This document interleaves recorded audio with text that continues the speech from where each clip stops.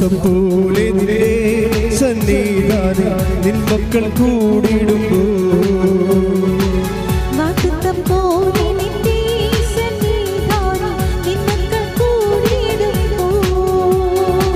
മധ്യേ വന്നാനുഗ്രഹം ചെയ്തിടാമെന്നുര ചെയ്തവൻ നീ മാത്രമാ നിന്നെ ആത്മാവിനാരാധന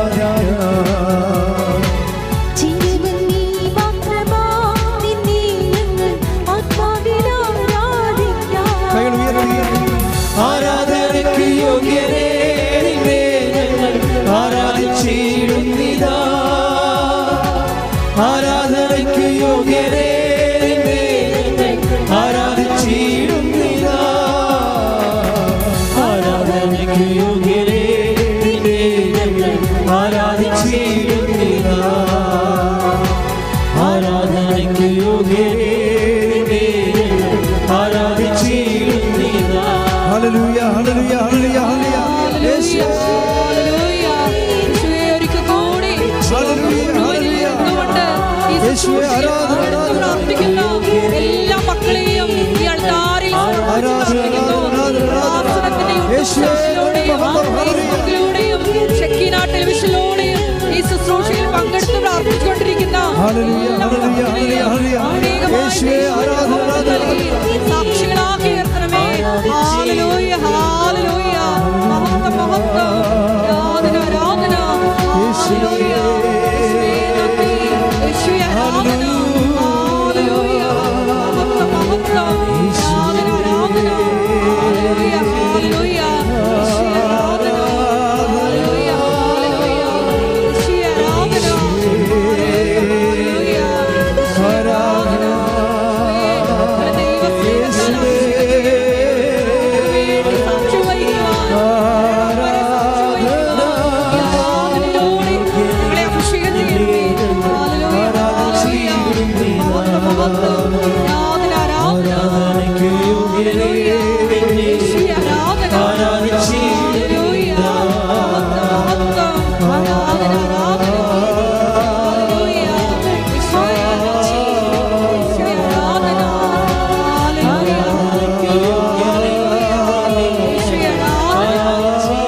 ഹല്ലേലൂയ യേശുവേ ആരാധന ഹല്ലേലൂയ ആരാധന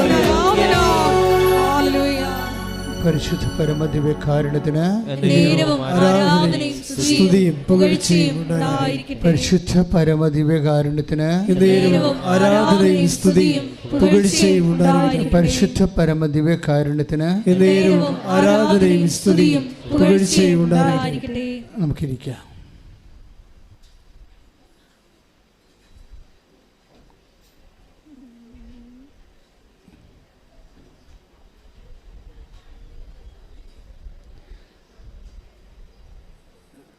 പ്രിയപ്പെട്ടവരെ,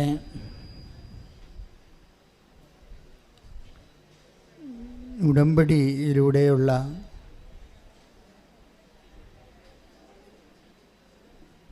നിയോഗങ്ങൾ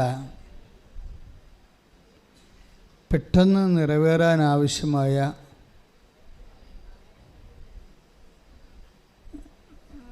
ചില വിശ്വാസ സമീപനങ്ങളുണ്ട്. നമ്മുടെ ഈ വചനധാരയിൽ എപ്പോഴും നമ്മൾ കണ്ടെടുക്കാൻ ശ്രമിക്കുന്നത് എങ്ങനെ എഫക്റ്റീവായിട്ട് കാര്യക്ഷമമായിട്ട് ഉടമ്പടി നിറവേറ്റാൻ കഴിയും. അതിന് ഒരു വ്യക്തിക്ക് വേണ്ട സ്വകാര്യ നിലപാടുകൾ എന്തെല്ലാമാണ്, അതിൻ്റെ സുവിശേഷപരത എത്രത്തോളമുണ്ട്. അങ്ങനെ വളരെ ഉത്തരവാദിത്തത്തോടുകൂടിയാണ് നിങ്ങൾ ഈ ഉടമ്പടി ക്ലാസ് ശ്രദ്ധിക്കുന്നത്. എനിക്ക് ഭയങ്കര സന്തോഷമുണ്ട്. സാക്ഷ്യം പറയുമ്പോഴൊക്കെ ആൾക്കാർ അവരുടെ ദൈവാനുഭവങ്ങളിലെ കോട്ട് ചെയ്യുന്നത് ഈ ഉടമ്പടി ധ്യാനത്തിൽ കിട്ടിയിട്ടുള്ള ഒരു തൊട്ടറിവുകളൊക്കെയാണ്. ഉടമ്പടി ധ്യാനം വളരെ ഗൗരവമായിട്ട് പല പ്രാവശ്യം കേട്ട് ഗ്രഹിച്ച് പ്രയോഗിക്കുന്നവരുണ്ട്. കാരണം ഇതൊരു സിദ്ധാന്തവും പ്രയോഗവും പോലെയാണ് വരുന്നത്. ഉടമ്പടി ഒരു സിദ്ധാന്തമാണ്, പക്ഷേ വളരെ പ്രാക്ടിക്കലായിട്ടുള്ള, പ്രായോഗികമായിട്ടുള്ള, ഒത്തിരി വ്യയം ചെയ്യാതെ, ഒത്തിരി ഹാർഡ് വർക്ക് ചെയ്യാതെ ലളിതമായി നമുക്ക് സമീപിക്കാവുന്ന പ്രായോഗിക പശ്ചാത്തലമാണ് ഉടമ്പടിക്കുള്ളത്. അതുകൊണ്ടാണ് ഉടമ്പടി എടുക്കുമ്പോൾ തന്നെ ചിലർക്ക് വലിയ സാക്ഷ്യങ്ങൾ ലഭിക്കുന്നത്. ഇന്നലെ ഒരു സാക്ഷ്യമുണ്ടായിരുന്നു. അതായത് സാക്ഷ്യം പറഞ്ഞത് അനിലാണ്. അദ്വൈതം മാനന്തവാടിയിൽ നിന്നാണ്. അനിലും ഭാര്യയുടെ സാക്ഷ്യം എനിക്ക് വളരെ ഹൃദ്യമായിട്ട് തോന്നിയാണ്. അവിടെ വീട്ടുപേര് അദ്വൈതം എന്നാണ്. അപ്പം അനിൻ്റെ സാക്ഷ്യം ഇതാണ്. ഒത്തിരി ഉണ്ട്. 6 നിയോഗങ്ങളിലെ 5ഉം വിസ്മയകരമായ രീതിയിലാണ് ടൈം ബൗണ്ടായിട്ട് നടക്കുന്നത്. ടൈം ബൗണ്ടാണ്. അതായത് അവൻ ഉദ്ദേശിച്ച സമയത്തിന് മുമ്പ് തന്നെ അത് ടാർഗറ്റ് ക്ലിയർ ചെയ്യും. അപ്പം അത് ഭയങ്കര വിസ്മയമാണ്. അപ്പോൾ അത് പുള്ളിക്കാരൻ പറയണത്, ഇനി ഓർക്കണം, ഈ അനിലെന്ന് പറയുന്ന ആൾ അല്ല ഉടമ്പടി എടുത്തിരിക്കുന്നത്. ഉടമ്പടി എടുത്തിരിക്കുന്നത് അദ്ദേഹത്തിൻ്റെ ഭാര്യയാണ്. പക്ഷേ ഭാര്യയുടെ ഉടമ്പടി ഭാര്യ വന്ന് വീട്ടിൽ വിശദീകരിച്ചപ്പോൾ അയാൾക്ക് പെട്ടെന്ന് അഭിഷേകം കിട്ടി. അല്ലാതെ നമ്മളോട് ധ്യാനം കൂടിയതല്ല, ഭാര്യ കൈമാറിയതാണ്. അപ്പോൾ ഭാര്യയുടെ ഈ വിശ്വാസ കൈമാറ്റത്തിൽ ഭർത്താവിന് പ്രത്യേക അഭിഷേകം കിട്ടി. അപ്പോൾ അതൊരു വല്ലാത്ത കൈമാറ്റം ആയിക്കണം.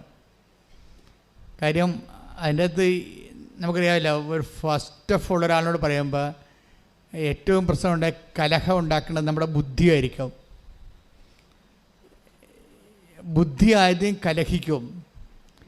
അപ്പോൾ ഇവരുടെ ബുദ്ധിയെ നമ്മൾ ആദ്യം തന്നെ ആ ബുദ്ധിയെ കീഴ്പ്പെടുത്താതെ വൈകാരികമായിട്ടുള്ള ഒരു പ്രയോഗ രീതികൾ നമ്മൾക്ക് അതിൻ്റെ അകത്ത് ഇമ്മേഴ്സ്ഡ് ആകാൻ, പങ്കാളിയാകാൻ പറ്റത്തില്ല. ഇപ്പോഴും വരണ ഒരു വിഷയം ഉടമ്പടിയിൽ എന്തുകൊണ്ടാണ് ഇപ്പോൾ ഈ ആഴ്ചയിലൊക്കെ സംഭവിക്കണമെന്ന് വെച്ച് കഴിഞ്ഞാൽ 2024 കഴിഞ്ഞപ്പോൾ 10 സാക്ഷ്യങ്ങൾ കൂടി ഡെയിലി.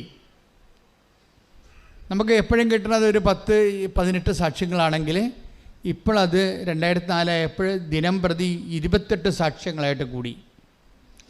എഴുതി തന്നെയൊക്കെ 10-500 അതൊന്നുമല്ല ഇവിടെ പറയാൻ വേണ്ടി വന്നത്. ഈ പ്ലാറ്റ്ഫോമിലെ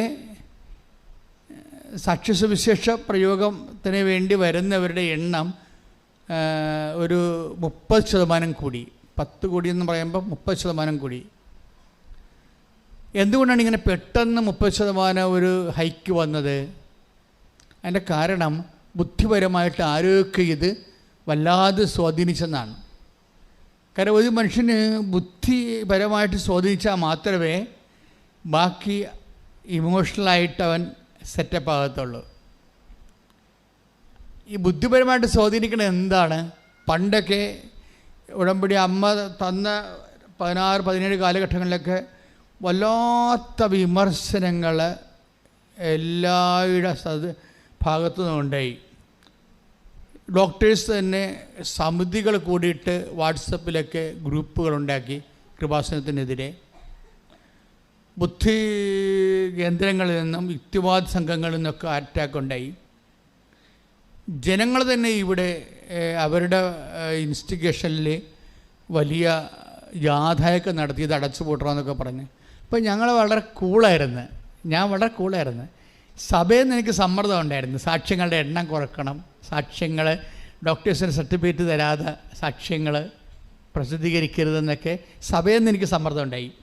1-2 പ്രാവശ്യമൊക്കെ ഉണ്ടായി. അപ്പോഴൊക്കെ ഞാൻ ഇവരോടൊന്നും പ്രവർത്തകരോടൊന്നും അത് പറയത്തില്ല. അപ്പോൾ എൻ്റെ മനസ്സിലിരുന്ന മുഴുവനെന്ന് വെച്ചാൽ സാക്ഷ്യത്തിലാണ് സംഭവിക്കുന്നത്. ഉടമ്പടി സ്ഥിരീകരിക്കുക എന്ന് വെച്ച് കഴിഞ്ഞാൽ അടയാളങ്ങളാണ്. ദൈവം സഹകരിച്ചു കഴിഞ്ഞാൽ അടയാളങ്ങളുണ്ടാകും. അതാ കർത്താവ് അവരോടുകൂടെ പ്രവർത്തിക്കട്ടെ. ദ വേർഡ് ഓഫ് ഗോഡ് ശ്രദ്ധിക്കട്ടെ. ഹല്ലേലൂയ, ഹല്ലേലൂയ, ഹല്ലേലൂയ, ഹല്ലേലൂയ. യേശുവേ നന്ദി, യേശുവേ സ്തുതി. ഹല്ലേലൂയ. മർക്കോസ് 16:20. മർക്കോസ് 16:20. അവർ എല്ലായിടത്തും പോയി പ്രസംഗിച്ചു. പറഞ്ഞ് അവരെല്ലായിടത്തും പോയി പ്രസംഗിച്ചു. കർത്താവ് അവരോട് കൂടെ പ്രവർത്തിക്കുകയും കർത്താവ് അവരോട് കൂടെ പ്രവർത്തിക്കുകയും അടയാളങ്ങൾ കൊണ്ട് വചനം സ്ഥിരീകരിക്കുകയും ചെയ്തിരുന്നു. ഇതാണ് സാധനം. അതായത് കർത്താവ് അവരോട് കൂടെ പ്രവർത്തിക്കും. അപ്പോൾ എൻ്റെ മനസ്സിൽ എനിക്ക് കൺഫ്യൂഷൻ ഇല്ലാഞ്ഞ കാര്യം, സമയഘടികാരം നെഞ്ചിൽ ചാർത്തി ഈ സിൽവർ ഗ്രേയിലെ അമ്മ ഞാൻ മുമ്പിൽ കണ്ടതല്ല, എന്നോട് പുറകോട്ട് തിരിഞ്ഞു നോക്കാൻ മനസ്സ് ആവശ്യപ്പെട്ടിട്ട് ഞാൻ പുറകോട്ട് തിരിഞ്ഞു നോക്കുമ്പോഴാണ് ഇത് കാണുന്നത്. പത്തരയും എന്നെ മുട്ടി വിളിച്ച് പുറകോട്ട് തിരിച്ചു നോക്കി കാണിച്ച കാഴ്ചയാണ്.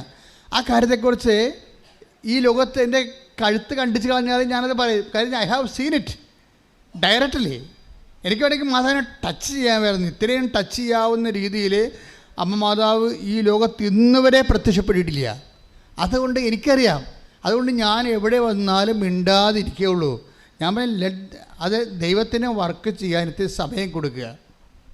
അതാണ് ഞാൻ കണ്ടത്. അതാണ് ഞാൻ മറുപടി ഒന്നും പറയാറുന്നത്. എനിക്ക് കാര്യം മറുപടി എന്ന് പറയണത് നമ്മൾ നാക്കുകൊണ്ട് പറഞ്ഞ് ജയിക്കണതല്ല, ദൈവം വാക്കുകൊണ്ട് അത് പ്രയോഗത്തിൽ വരുത്തി അടയാളങ്ങൾ കാണിച്ചുകൊണ്ട് ജനങ്ങളെ തൻ്റെ സാന്നിധ്യം അറിയിക്കുന്നതാണ്. അതുകൊണ്ടാണ് മർക്കോസ് ആദിമസഭയിലുള്ള വിഷയം എന്താണ് ആദിമസഭയിൽ എന്താണ് ഉണ്ടായിരുന്നത്? ആദിമസഭയിൽ ഉണ്ടായിരുന്നത്, ഇപ്പോൾ നമുക്ക് കൃപാസനം എന്ത് സ്പിരിച്വാലിറ്റി ആണെന്ന് ചോദിച്ചാൽ ഞാൻ പറയും കൃപാസനം മരിയ സ്പിരിച്വാലിറ്റിയാണ്. പക്ഷേ അപ്പോസ്റ്റിക് സ്പിരിച്വാലിറ്റിയാണ് അതിൻ്റെ ബേസ്മെൻ്റ് എന്ന് പറയും. കാര്യം വചനം കേട്ട് ആണ് അമ്മ ഈശോനെ, ആ കേട്ട വചനത്തിനെ അമ്മ എന്താ പറഞ്ഞത്?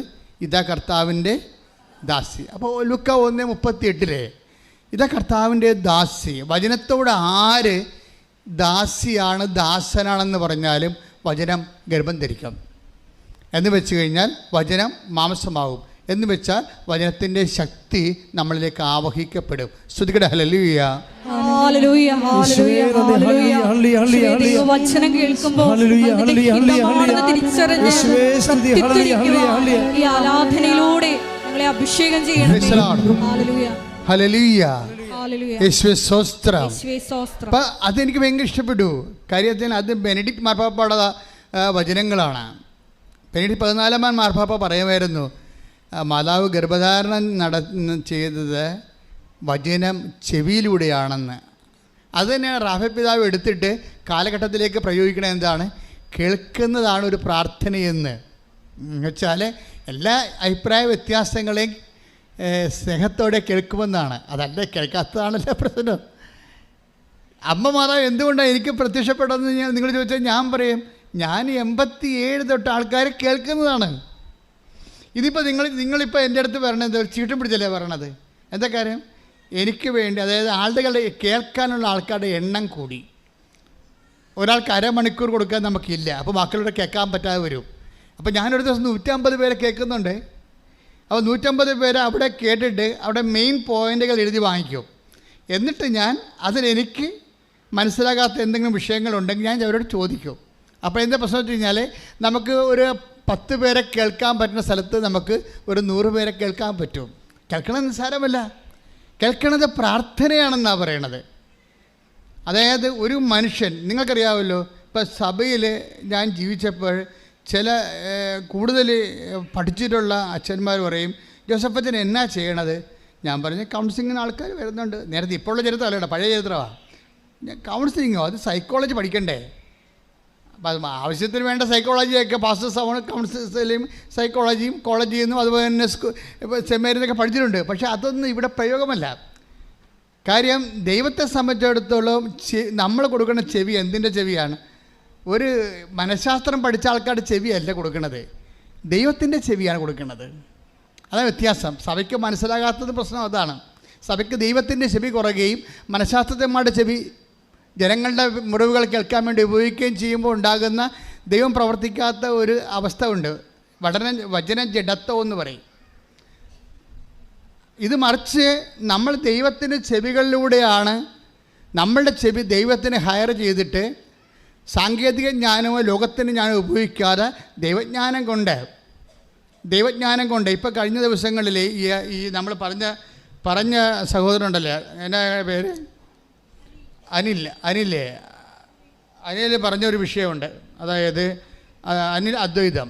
അദ്ദേഹം എന്താ പറഞ്ഞത്? അദ്ദേഹത്തിൻ്റെ മകള് 12 വയസ്സുണ്ട്. 12 കൊല്ലമായിട്ട് അദ്ദേഹത്തിൻ്റെ മകൾക്ക് ചെവിയിൽ നിന്ന് ഇങ്ങനെ പൊട്ടി ഒലിക്കുകയാണ്. ഭയങ്കര ദുർഗന്ധമായിരിക്കും, 2 ചെവിയിൽ നിന്നാണ്. അപ്പോൾ കാണിച്ച ഡോക്ടർമാരെല്ലാം പറഞ്ഞ് ഇത് ഓപ്പറേഷൻ ചെയ്യണം. അപ്പോൾ സാങ്കേതിക ജ്ഞാനം ഉള്ളവർ കൊടുക്കുന്ന നിർദ്ദേശം എന്താണ്? അത് ഓപ്പറേഷൻ ചെയ്യണമെന്നുള്ളതാണ്. പക്ഷെ 2 ചെവി ഓപ്പറേഷൻ ചെയ്താൽ ഇതിന് കേൾക്കാൻ പറ്റുമോ, എത്ര ശതമാനം കേൾക്കാൻ പറ്റും, അത് ഡോക്ടർമാർക്ക് പറയത്തില്ല. അവർക്കറിയത്തില്ല എത്ര ശതമാനം ഇത് കേൾക്കാൻ പറ്റുമെന്ന് പറയാൻ പറ്റത്തില്ല. അവർക്ക് കേട്ട് കഴിഞ്ഞാലേ പറയാൻ പറ്റത്തുള്ളൂ. സയൻസ് അല്ലേ, ഹൈപ്പോത്തിസിസ് അവിടെ ഉപയോഗിക്കാൻ പറ്റത്തില്ല. അപ്പോൾ ഇവർ ഏഷ്യയിലെ ഏറ്റവും നല്ല ENT അടുത്ത് കൊണ്ടുപോകും, മനോജ് ഡോക്ടറിൻ്റെ അടുത്ത് കൊണ്ടുപോകും. അപ്പോൾ മനോജ് ഡോക്ടറും പറയും ഇത് 2 ഓപ്പറേഷൻ ചെയ്യണം, അത് ആ പാട നമ്മൾ കൃത്രിമമായിട്ട് വെക്കണമെന്നൊക്കെ പറയും. അതാണ് നമുക്ക് സാങ്കേതികമായി കേൾക്കണത്. പക്ഷെ കർത്താവിൻ്റെ ചെവി കൊടുത്ത് കേൾക്കുമ്പോൾ വേറെ വിഷയമാണ്. അവർ ഉടമ്പടി എടുത്തിട്ട് എൻ്റെ അടുത്ത് കൊണ്ടുവരുമ്പോൾ ഞാൻ പറയും ഇത് ഓപ്പറേഷൻ വേണ്ട, കർത്താവ് ഇത് സുഖപ്പെടുത്തിക്കൊള്ളൂ എന്ന് പറയും. അത്രേ ഉള്ളൂ കേൾക്കണത്. ആ ചെവി അന്ന് തന്നെ പഴുപ്പ് അവസാനിക്കും. ഇന്ന് വരെ പിന്നെ പഴുപ്പ് വന്നിട്ടില്ല. ആ സാക്ഷി ഇന്ന് ഇടുന്നുണ്ട്, നിങ്ങൾ പോയി ഇന്ന് കാണണം കേട്ടോ ആ സാക്ഷ്യം. അതിൻ്റെ കർത്താവിന് ചെവി കൊടുത്ത് കേൾക്കണം എന്ന് പറയും. അത് ലോകത്തിൻ്റെ ജ്ഞാനമല്ല. അപ്പോസ്തലിക കാലത്തെ സഭയുടെ അഭിഷേക ആ ഡൈമെൻഷൻസ് കുറയുകയും ലോകത്തിൻ്റെ ജ്ഞാനം വളർന്നപ്പോൾ അത് എടുത്തിട്ട് ആത്മാക്കളുടെ ആഫ്റ്റർ ഓൾ നമ്മൾ ആ ഒരു മനുഷ്യൻ്റെ കാര്യം സാങ്കേതികമായി മാനസികമായി കേട്ടത് കൊണ്ട് ദൈവത്തിന് എന്താ പ്രയോജനം? ഒരു പ്രയോജനമില്ല. ദൈവം എന്താ നോക്കണത്? യേശുക്രിസ്തുവിൻ്റെ ക്രൂശിക്കപ്പെട്ടൊരു സാഹചര്യമുണ്ട് ഇവിടെ. ആ യേശുക്രിസ്തു ക്രൂശിക്കപ്പെട്ട സാഹചര്യത്തിന് ദൈവപിതാവ് കൊടുത്ത മറുപടിയാണ് കർത്താവിൻ്റെ പുനരുദ്ധാനമെങ്കിൽ ആ യേശുക്രിസ്തുവിൻ്റെ പാപത്തിന് പരിഹാരമായിട്ടാണ് ക്രൂശിക്കപ്പെട്ടതെങ്കിൽ എൻ്റെ പാപത്തിൻ്റെ പരിഹാരം ഞാൻ ചെയ്യുന്നതിന് പകരം അവൻ ഏറ്റെടുത്തത് ഞാൻ വിശ്വസിക്കുമ്പോൾ അവൻ ഉയർത്തുന്നപ്പോൾ എനിക്ക് പങ്കാളിത്തം ലഭിക്കുമെങ്കിൽ അതാണ് നിത്യത എന്ന് പറയുമ്പോൾ നിത്യതയാണ് ദൈവത്തിൻ്റെ ലക്ഷ്യം. നിത്യതയ്ക്ക് പ്രയോജനമില്ലാത്ത ഒരു വ്യക്തികളുടെ സാങ്കേതിക ജ്ഞാനവും ദൈവം തള്ളിക്കളയും. അതുകൊണ്ടാണ് ബുദ്ധിമാന്മാരെ അവിടെ ബുദ്ധികൾ തന്നെ ദൈവം കുടുക്കിയെന്ന് പറയുന്നത്. അത്ര കുടുക്കിലാണ് സഭ കിടക്കുന്നത്. സഭയുടെ പല സാങ്കേതിക കൗൺസിലിംഗ് സംഭവങ്ങൾ കിടക്കുന്ന അവസ്ഥ ഇതാണ്. അവിടെ ഉപയോഗിക്കേണ്ടത് എന്താണ്? ഈ വ്യക്തി യേശുക്രിസ്തുവിൻ്റെ പുനരുദ്ധാനത്തിന് ഇവൻ സാക്ഷ്യം വഹിക്കുമോ? കർത്താവിൻ്റെ പീഡാനുഭവത്തിൻ്റെ ഭാഗമായി ഇപ്പം അനിലിൻ്റെ സാക്ഷ്യത്തിലേക്ക് ഞാൻ തിരിച്ചു വരികയാണ്. അനിൽ എന്താ പറയണത്? ഞാൻ എൻ്റെ വൈഫിൻ്റെ കൂടെ നിന്നുകൊണ്ട് ഉടമ്പടി പാലിച്ചുകൊണ്ടിരുന്നു. ഞാൻ അരമണിക്കൂർ വചനം വായിക്കണമല്ലോ. ഞാൻ വചനം വായിക്കാനും തുടങ്ങി വൈഫിൻ്റെ കൂടെ. അപ്പോഴൊരു വചനം എന്നെ വല്ലാതെ അങ്ങ് സ്പർശിച്ചു. അപ്പോൾ ഞാൻ ഓർത്തത് നല്ല വചനങ്ങൾ, ഇപ്പോൾ പെട്ടി വചനങ്ങളുണ്ടല്ലോ, പെട്ടി വചനങ്ങളെന്ന് പറഞ്ഞ സാധനമില്ലേ? എന്താ വെച്ചാൽ നമ്മൾ ഓരോ ദിവസവും നമ്മൾ ഈ പെട്ടി വരണ വചനങ്ങളുണ്ടല്ലോ, എന്നിട്ട് നമ്മളിങ്ങനെ തത്തച്ചിട്ടെടുക്കണ പോലെ എടുത്ത് നോക്കത്തില്ലേ അല്ലേ? നിനക്ക് സമാധാനം അല്ലേ? ഞാൻ പെട്ടി വചനം. ഈ പെട്ടി വചനം മനുഷ്യനെ ശരിക്കും തട്ടിപ്പാണ് ശരിക്കും പറഞ്ഞാൽ. അതെന്നിട്ട് അതിൻ്റെ അകത്തെല്ലാം നല്ലതാണ് എഴുതിയിട്ടിരിക്കുന്നത്. അപ്പോൾ നല്ല എഴുതി കിട്ടിക്കുമ്പോൾ ഒരു വഞ്ചനയാണ് ശരിക്കും പറഞ്ഞാൽ. നിന്നെ ഒരിക്കലും മാനസാന്തരപ്പെടുത്തത്തില്ല. നിനക്ക് തിന്മയുണ്ടെങ്കിൽ, നിനക്ക് പാപമുണ്ടെങ്കിൽ, നീ ദൈവത്തിൻ്റെ വഴികളിലല്ലെങ്കിൽ നിന്നെ തിരിച്ചു വിളിക്കത്തില്ല. നീ എല്ലാ പാപങ്ങളിലും തിന്മകളിലും അഴിമതികളിലും അനീതികളിലും ആഭിചാരങ്ങളും വ്യഭിചാരങ്ങളും മുഴുകുമ്പോഴും നിനക്ക് ആശീർവാദം നൽകിക്കൊണ്ടിരിക്കും പെട്ടിവചനങ്ങൾ. പക്ഷേ അതുകൊണ്ടാണ് പെട്ടിവചനങ്ങൾ മാനസാന്തരപ്പെടാത്തത് കൊണ്ട് തന്നെയാണ് അത് പലപ്പോഴും നമ്മുടെ ജീവിതത്തിലെ, ഞാനതിനെ നിഷേധിക്കുന്നില്ല. ആഫ്റ്റർ ഓൾ ഇറ്റ് ഈസ് വചനം, അത് വചനം തന്നെയാണത്. പക്ഷേ വചനം കൊണ്ട് ദൈവം ഉദ്ദേശിക്കുന്ന ആത്യന്തികമായ ലക്ഷ്യങ്ങളെ അത് സാധീകരിക്കത്തില്ല. മനസ്സാന്തത്തിലേക്ക് നിന്നെ നയിക്കുന്നില്ലെങ്കിൽ വചനങ്ങൾ ഒരു ഭാവുകങ്ങളായി മാറും. ഭാവുകം ഇനി full can give you except God. കാര്യം എന്നാ സംഭവം എന്ന് വെച്ച് കഴിഞ്ഞാൽ നിനക്ക് പിന്നെ ആർക്കും ഭാവുകം നൽകാം. ഭാവുകം നൽകിക്കൊണ്ട് നിന്നെ എത്ര കാലം ദൈവത്തിന് കൂടെ നിർത്താൻ പറ്റും? ഈ ജീവിതത്തിൻ്റെ അവസാനം വരെ നിർത്താൻ പറ്റുമെന്ന് കരുതി കഴിഞ്ഞാൽ അതിനപ്പുറമുള്ള ജീവിതത്തിന് ആരാണ് മുതൽ മുടക്കാൻ പോണത്? നോബഡി. അതുകൊണ്ടാണ് കലേബിനെ കുറിച്ച് പറയണത്. എന്താ പറയണത്? കലേബിനെ നയിച്ച ആത്മാവ് വ്യത്യസ്തമായിരുന്നു. എന്താണ് വ്യത്യസ്തം? അവൻ പൂർണ്ണമായി എന്നെ അനുഗമിച്ചെന്ന്. ശ്രദ്ധിക്കട്ടെ. ഹല്ലേലൂയ, ഹല്ലേലൂയ, ഹല്ലേലൂയ, ഹല്ലേലൂയ, ഹല്ലേലൂയ. യേശുവേ നന്ദി, യേശുവേ സ്തുതി. ഹല്ലേലൂയ, ഹല്ലേലൂയ, ഹല്ലേലൂയ, ഹല്ലേലൂയ. സംഖ്യ 14:24. ഒന്നിനു പറഞ്ഞേ. സംഖ്യ 14:24. എന്നെ നിന്ദിച്ചവരാരും അത് കാണുകയില്ല. പറഞ്ഞേ. എന്നെ നിന്ദിച്ചവരാരും അത് കാണുകയില്ല. അത് കാണുകയില്ല. ഞാൻ വാഗ്ദാന ഭൂമി കാണുകയില്ല, നിയോഗം പ്രാപിക്കത്തില്ലെന്നാണ് പറയണത്. വായിച്ചോളൂ. എന്നാൽ എന്റെ ദാസനായ കാലേബിനെ അവൻ ഒറ്റുനോക്കിയ ദേശത്തേക്ക് ഞാൻ കൊണ്ടുപോകും. അവന്റെ സന്തതികൾ അത് കൈവശമാക്കും. എന്തെന്നാൽ അവനെ നയിച്ച ചൈതന്യം വ്യത്യസ്തമാണ്. അവൻ എന്നെ പൂർണ്ണമായി അനുഗമിക്കുകയും ചെയ്തു. അപ്പൊ ചൈതന്യം വ്യത്യസ്തമായിരുന്നു പറഞ്ഞിട്ട് എന്ത് ചൈതന്യമാണ് വ്യത്യസ്തമായത്? അവൻ എന്നെ പൂർണ്ണമായി അനുഗമിക്കുകയും ചെയ്തു. അപ്പൊ അനുഗമിക്കുന്നതിന്റെ വിഷയത്തിൽ ഒരു ഉഡായിപ്പുണ്ടെന്ന് മനസ്സിലായില്ലേ? എന്താണ് സംഭവം? ദൈവം അംഗീകരിക്കുന്ന അനുഗമിക്കലുണ്ട്, ദൈവം അംഗീകരിക്കാത്ത അനുഗമിക്കലുണ്ട്. കാലേബിനെ നയിച്ച ചൈതന്യം വ്യത്യസ്തമാണ്. കാരണം എന്താണ്? അവനെന്നെ പൂർണ്ണമായി അനുഗമിച്ചെന്ന് പറയുമ്പോൾ there is a position of the ഭാഗികമായ അനുഗമം. എന്താണ്? ഒരു പൊസിഷനുണ്ട്. എന്താണ്?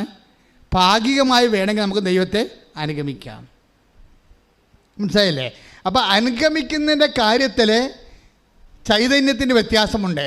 ചില ആൾക്കാർ ദൈവത്തെ ഭാഗികമായിട്ടേ അനുഗമിക്കത്തുള്ളൂ. നന്മകളൊക്കെ ഉണ്ടാകുന്ന കാലത്ത് ജോലി, വീട്, വിവാഹം എല്ലാം കിട്ടുമ്പോൾ യേശുവേ സ്വസ്ത്രം എന്ന് പറഞ്ഞിട്ടിരിക്കും ഭാഗികമായി. തിന്മകളെങ്ങാനും കടന്നു വരുമ്പോൾ പ്രാർത്ഥനയുമില്ല, പള്ളിയുമില്ല, കുദാശയുമില്ല, ഒന്നുമില്ല. ഭാഗികമായ അനുഗമിക്കൽ. കുരിശുണ്ടാകുമല്ലോ. ഉത്ഥാനത്തിലേക്കും മഹത്വത്തിലേക്കുള്ള വഴികളിൽ എവിടെയെങ്കിലും കുരിശും മുൾക്കിരീടവും നെഞ്ചത്തൊക്കെ എടുത്തൊക്കെ ഉണ്ടാവും. അത് ജീവിതത്തിൻ്റെ ഒരു ഭാഗമാണ്. അത് കുരിശിനെ ഏറ്റെടുക്കുന്നവർ ഇപ്പം തന്നെ ഈ അനൂപിൻ്റെ സാക്ഷ്യം, അനിലിൻ്റെ സാക്ഷ്യം വീണ്ടും കൃത്യമാകുന്നത്. അനൂപ് വേറൊരു കാര്യം പറയുന്നുണ്ട്. ശ്രുതിയുടെ മക്കളെ, ശ്രുതിയുടെ അതായത് ഈ 9:23-24 മർക്കോസിൻ്റെ സുവിശേഷത്തിലെ ഇവരുടെ ഭാര്യ വചനം വായിക്കുകയാണ്. അപ്പം ഈ ഭാര്യ വചനം വായിക്കുമ്പോൾ ഒരു വചനം വല്ലാണ്ട് ഇങ്ങനെ അനിലിനെ ക്യാച്ച് ചെയ്യും. സാധാരണ ഞാൻ ഓർക്കും ആരെയും ക്യാച്ച് ചെയ്യാത്ത വചനമാണ് ഇവനെ ക്യാച്ച് ചെയ്യണത്. എല്ലാവരെയും ക്യാച്ച് ചെയ്യണ വചനങ്ങൾ നല്ല ധൈര്യമായിരിക്കുക, ഞാൻ നിൻ്റെ കൂടെയുണ്ട് എന്നൊക്കെ പറഞ്ഞാൽ കുഴപ്പമില്ലല്ലോ. നമ്മുടെ കൂടെ ദൈവം ഉണ്ടല്ലോ. പക്ഷേ ദൈവം ഇല്ലാത്ത സമയമുണ്ട്. ഇല്ലാത്ത സമയത്തെക്കുറിച്ച് പറയുന്ന വചനങ്ങളാണ് അനിലിനെ ക്യാച്ച് ചെയ്യണത്. 9:43 ശ്രുതികട്ടെ. ഹല്ലേലൂയ, ഹല്ലേലൂയ, ഹല്ലേലൂയ, ഹല്ലേലൂയ, ഹല്ലേലൂയ, ഹല്ലേലൂയ. യേശുവേ നന്ദി. ഹല്ലേലൂയ, ഹല്ലേലൂയ, യേശുവേ സ്തുതി. ഹല്ലേലൂയ, ഹല്ലേലൂയ, ഹല്ലേലൂയ. നിന്റെ കൈ നിനക്ക് ദുഷ്പ്രേരണയ്ക്ക് കാരണമാകുന്നെങ്കിൽ. ഒരു മനുഷ്യനെ സ്വാധീനിച്ച വചനം കേട്ടില്ലേ? മർക്കോസ് 9:43 എന്താ പറയണത്? നിന്റെ കൈ നിനക്ക് ദുഷ്പ്രേരണയ്ക്ക് കാരണമാകുന്നെങ്കിൽ അത് വെട്ടിക്കളയുക. അടുത്ത വചനം വായിക്കൂ. ഇരു കൈകളും ഉള്ളവനായി നരകത്തിലേക്ക് അഗ്നിയിലേക്ക് നിപതിക്കുന്നതിനേക്കാൾ ഭേദം അംഗഹീനനായി ജീവനിലേക്ക് പ്രവേശിക്കുന്നതാണ്. Praise the Lord. നിത്യജീവനെ കുറിച്ചാണ് പറയണത്. നിത്യജീവനെ കുറിച്ച് പറയുന്ന വചനങ്ങളിൽ അംഗഹീനത്വത്തെക്കുറിച്ച് സംസാരിക്കുന്നുണ്ട്. ഈ ജീവിതത്തിൽ നമുക്ക് ആവശ്യമായ ചില കാര്യങ്ങൾ നഷ്ടപ്പെടുത്തേണ്ടി വരുമെന്ന് പറയുമ്പോൾ അതിൻ്റെ ഫലമോ നിത്യജീവൻ എന്ന് പറയുമ്പോൾ ഈ നിത്യജീവൻ ഇവൻ്റെ തലക്ക് പിടിച്ചതിന് ശേഷം അവൻ പറയുകയാണ്, പാപത്തിന് വേണ്ടി വെറുത്ത് ജീവിക്കാൻ വേണ്ടി എനിക്ക് എന്ത് ത്യാഗം സഹിക്കേണ്ടി വന്നാലും ഞാൻ സഹിക്കാനുള്ള ശക്തിയാണ് കർത്താവിക്ക് തന്നത്. കൈയടിച്ച് ശ്രദ്ധിക്കട്ടെ.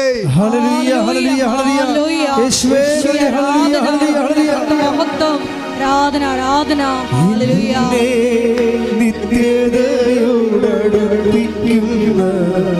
എല്ലാ അനുഭവങ്ങൾക്കും നന്ദി. എന്നെ നല്ല ശിഷ്യനാക്കിയിടുന്ന എല്ലാ കുരിശുകൾക്കും നാഥാ നന്ദി. എല്ലാ തോൽവികൾക്കും നാഥാ നന്ദി.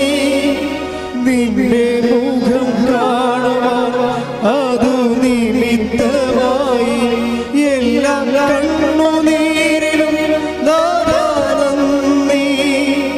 നിന്റെ സാന്നിധ്യമറിയാൻ ഇടയായി എന്നെ നിത്യതയോടടുപ്പിക്കുന്ന എല്ലാ അനുഭവങ്ങൾക്കും നന്ദി. പരിശുദ്ധ പരമദിവ്യകാരുണ്യത്തിന് ആരാധനയും സ്തുതിയും പുകഴ്ചയും ഉണ്ടായിരിക്കട്ടെ. ഇതാണ് ഈ വിഷയം. എന്താ വിഷയം? നമുക്ക് ദൈവത്തെ രണ്ട് തരത്തിൽ അനുഗമിക്കാൻ പറ്റും. ഒന്നെന്താണ്? പൂർണ്ണമായി കാലിബിനെ പോലെ അനുഗമിക്കും. പൂർണ്ണമായി അനുഗമിക്കുക എന്ന് വെച്ചതിൻ്റെ അർത്ഥം എന്താണ്? ഇടയ്ക്ക് തിരിച്ച് പോരണമെന്ന് തോന്നാതെ അനുഗമിക്കുക. യേശുവിനെ അനുഗമിക്കുന്നതിൽ ഇവനെന്താ പറയണത്?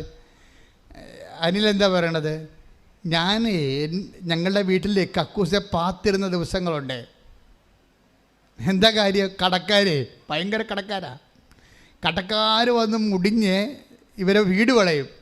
റെയ്ഡ് ചെയ്യണ പോലെ വീട് വളയുമ്പോൾ ഈ മനുഷ്യൻ പോയി കക്കൂസെ പാത്തിരിക്കും. ഓരോ മനുഷ്യന്മാർ ജീവിക്കണ ജീവിതം കണ്ടില്ലേ? അതിൽ വൈഫ് പുറത്തേക്ക് പറയും, അനിലിവിടെ ഇല്ല, അനിൽ പുറത്ത് പോയിരിക്കണമെന്ന് പറയും. അങ്ങനെ കുറേ നേരം അവർ നിന്നുവെച്ചാൽ അവർ പുറത്ത് പോകും. ഇങ്ങനെ എത്ര പ്രാവശ്യം ഞാൻ കടക്കാരെ പേടിച്ച് കക്കൂസെ പാത്തിരുന്നിട്ടുണ്ട്. അന്ന് എൻ്റെ കർത്താവിനോട് ഞാൻ ഉടമ്പെടുത്തപ്പോൾ ഇത്തേ പറഞ്ഞോളൂ, എൻ്റെ തുഴച്ചിൽ കൊണ്ട് കുടുംബം കടമായിട്ടാണ് പോണത്. എൻ്റെ വൈഫിനൊരു 7,000 രൂപ കിട്ടണ ജോലി കൊടുത്താൽ ഞങ്ങൾ കടക്കാരെ പേടിച്ച് കക്കൂസെ പാത്തിരിക്കാൻ ജീവിക്കാൻ പറ്റും. ആ ഉടമ്പടിയിൽ ഒരു ചോദ്യം ചോദിക്കുകയാണ്. നിങ്ങൾ ഉടമ്പടിക്ക് കണ്ണ് നിറഞ്ഞു പോകും നമ്മുടെ. ആ മനുഷ്യൻ 70,000 രൂപ വരെ ചോദിക്കണത്. 7,000 രൂപയുടെ ജോലി എൻ്റെ വൈഫിന് നീ ഒരു മാസം കൊടുത്താൽ എനിക്ക് കക്കൂസ് കഥ കിടക്കാതെ ജീവിക്കാൻ പറ്റുമെന്ന് പറഞ്ഞു. ആ ഒരു ചങ്കയെ കൊണ്ട് ചോദിച്ചൊരു ചോദ്യത്തിന് ഉത്തരം കൊടുത്തിരിക്കുന്നത് അറിയാമോ? ആ വൈഫിന് കൊടുത്തിരിക്കുന്ന ജോലി നിങ്ങൾ നോക്കണം. ഒരു മാസം 2 ലക്ഷം രൂപയുടെ ജോലി കൊടുത്തിരിക്കണം.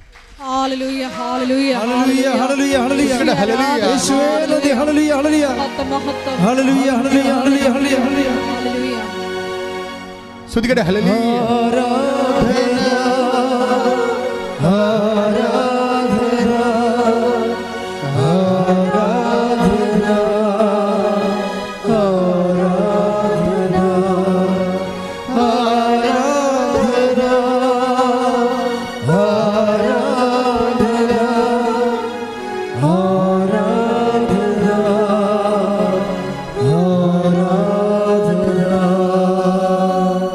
പരമദിവ്യകാരുണ്യത്തിന് ഞാൻ വെളുപ്പിന് 4 മണിക്ക് സാക്ഷ്യം കേട്ടപ്പോൾ സത്യം പറഞ്ഞാൽ ഞെട്ടിപ്പോയി. 7,000 രൂപ ചോദിക്കുമ്പോഴേ നമുക്ക് 10 ഇരട്ടി 70,000 ആക്കിക്കൊള്ളാം. ഇതങ്ങനെയല്ലല്ലോ. 30 ഇരട്ടി കൊടുക്കണം. 30 ഇരട്ടിയൊന്നുമല്ല. എത്രയാണെന്ന് എനിക്കൊരു പിടിയില്ല. നിങ്ങൾ സാക്ഷ്യം ഒന്ന് കേൾക്കണം കേട്ടോ. പക്ഷേ ഈ മനുഷ്യൻ ഇങ്ങനെ ഇത്രയും ആ ജീവിതത്തിൽ നിന്നെല്ലാം ഈ ഉടമ്പടി, അതാണ് ഈ ഉടമ്പടിയിൽ ഇങ്ങനെ ആളിങ്ങനെ എല്ലാ ദിവസവും കൂടും. കാര്യം ഈ അനിലെന്ന് പറഞ്ഞ ഒരു ക്രിസ്ത്യാനി അല്ല. അതാണ് രസം. നമ്മളെ ഞെട്ടിപ്പിച്ചുള്ള പ്രശ്നം ഇതാണ്. ഫ്രഷ് ഹാൻഡാണ്. അതിനാൾ പറയുന്നുണ്ട്, അമ്മയടുത്ത് വന്നപ്പോൾ അമ്മയാണ് ഈശോനെ എന്നെ കാണിച്ചു തന്നത്, ഈശോയാണ് നിത്യജീവൻ എന്നെ കാണിച്ചു തന്നത്. ശ്രുതിക്കട്ടെ.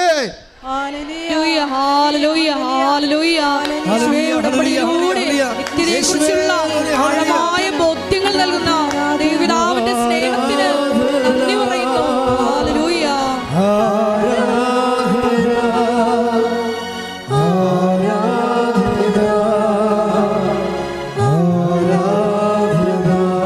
പരിശുദ്ധ പരമദിവ്യകാരുണ്യത്തിന് ആരാധനയും സ്തുതിയും പുകഴ്ചയും ഉണ്ടായിരിക്കട്ടെ. ഇപ്പോൾ ഉടമ്പടി ഇങ്ങനെ സഞ്ചരിച്ചങ്ങോട്ട് പോകും. നിത്യത വരെ സഞ്ചരിച്ചു പോവുകയാണ്. ചുമ്മാ കണ്ണീരിൻ്റെ ഒരു കടലിൽ നിന്ന് ഈ മനുഷ്യൻ കരകയറിയിട്ട് സ്വർഗത്തിൻ്റെ ഒരു തീരത്തങ്ങ് നീന്തി കയറുകയാണ്. അത്ര കണ്ട് മനോഹരമായ ഒരു പദ്ധതിയാണ് ശരിക്കും. അതുകൊണ്ട് തന്നെ നിങ്ങൾക്ക് ബുദ്ധിപരമായി മനുഷ്യന്മാരെ കീഴടക്കുന്നത് എന്താണ്? സാക്ഷ്യമാണ്. ഈ സാക്ഷ്യം കേട്ടാൽ ആരാണ് കർത്താവിനെ വിശ്വസിക്കാത്തത്? ഇങ്ങനെ ഒരു സാക്ഷ്യമാണ്, എത്ര സാക്ഷ്യങ്ങളാണ്. ഇപ്പോൾ സാക്ഷ്യങ്ങളെല്ലാം കാണുമ്പോൾ അതുകൊണ്ടാണ് നിങ്ങൾ ഈ സാക്ഷ്യങ്ങൾ ഷെയർ ചെയ്യണമെന്ന് പറയണത്. എന്താ കാര്യം? ഇതിൽ ദൈവത്തിന് പ്രയോജനമുള്ള 2 കാര്യങ്ങളേ ഉള്ളൂ, ബാക്കിയെല്ലാം നിങ്ങൾക്ക് പ്രയോജനമുള്ളതാണ്. അതിന് ബുദ്ധിപരമായിട്ട് ഉടമ്പടിയെ നിങ്ങൾ ദൈവത്തിന് പ്രയോജനമുള്ള 2 കാര്യങ്ങളേ ഇതിനകത്തുള്ളൂ. ഒന്നെന്താണ്? നിങ്ങൾ പത്രം മേടിച്ച് വിതരണം ചെയ്യുമ്പോൾ പ്രാർത്ഥിച്ച് വിതരണം ചെയ്ത് കഴിഞ്ഞാൽ ദൈവത്തിനെ അറിയാത്തവർ അറിയും. അതാണ് ഇതിൻ്റെ ആകപ്പാടെ ഉള്ളത്. ഇത് പിന്നെ ബാക്കിയെല്ലാം നമ്മളെ ബാധിക്കുന്ന വിഷയങ്ങളാണ്. നമ്മുടെ വിശുദ്ധീകരണം തീർച്ചയായിട്ടും ദൈവത്തിന് പ്രയോജനമുള്ള കാര്യങ്ങളാണ്. അപ്പോൾ നമ്മുടെ പാപങ്ങൾ ഒഴികെ നമ്മൾ ജീവിക്കുന്നതും വിശുദ്ധിയോട് ജീവിക്കുന്നതും പരസ്നേഹത്തോടെ ജീവിക്കുന്നതും വിശ്വാസത്തോടെ ജീവിക്കുന്നതും. പക്ഷേ വിശ്വാസത്തോടെ ജീവിക്കുമ്പോൾ ഉണ്ടാകുന്ന പ്രശ്നം, നിങ്ങളുടെ വിശ്വാസത്തിന് തന്നെ പലതരത്തിലുള്ള വിശ്വാസത്തിൻ്റെ പരിമിതികളുണ്ട്. ശരിക്കും വിശ്വാസം കൊണ്ട് മാത്രം ഉടമ്പടി നമുക്ക് പൂർണ്ണമായിട്ട് യേശുവിനെ അനുഗമിക്കാൻ പറ്റത്തില്ല. അങ്ങനെ ഒരു പ്രശ്നമുണ്ട്. അത് നമ്മൾ ആ വിശ്വാസത്തിൻ്റെ പരിമിതിയാണ്. വിശ്വാസം കൊണ്ട് മാത്രം നമ്മൾക്ക് പൂർണ്ണമായിട്ട് നമ്മുടെ നിയോഗങ്ങൾ നടക്കും. പക്ഷേ വിശ്വാസം കൊണ്ട് മാത്രം നമുക്ക് പൂർണ്ണമായി കാലേബിനെ നയിച്ച അരൂപി വ്യത്യസ്തമായിരുന്നു എന്നും 14:24 വായിക്കും. സംഖ്യ 14:24 വായിച്ചില്ലേ? കാലേബിനെ നയിച്ച ചൈതന്യം വ്യത്യസ്തമായിരുന്നു. കാര്യം എന്താണ്? അവൻ പൂർണ്ണമായി എന്നെ അനുഗമിച്ചു. ഈ പൂർണ്ണമായി അനുഗമിക്കണതുണ്ട്, അതേസമയം തന്നെ ഭാഗികമായി അനുഗമിക്കണത്. ഈ ഭാഗികമായി അനുഗമിക്കണമെന്ന് പറഞ്ഞാൽ എന്താ? നമ്മുടെ കാര്യം കണ്ടു കഴിയുമ്പോൾ നമ്മൾ ഗുഡ് ബൈ പറയും.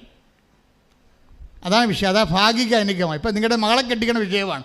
മകൾ കെട്ടിക്കഴിഞ്ഞാൽ പിന്നെ നിങ്ങൾ മുങ്ങിക്കളയും. മനസ്സിലല്ലേ?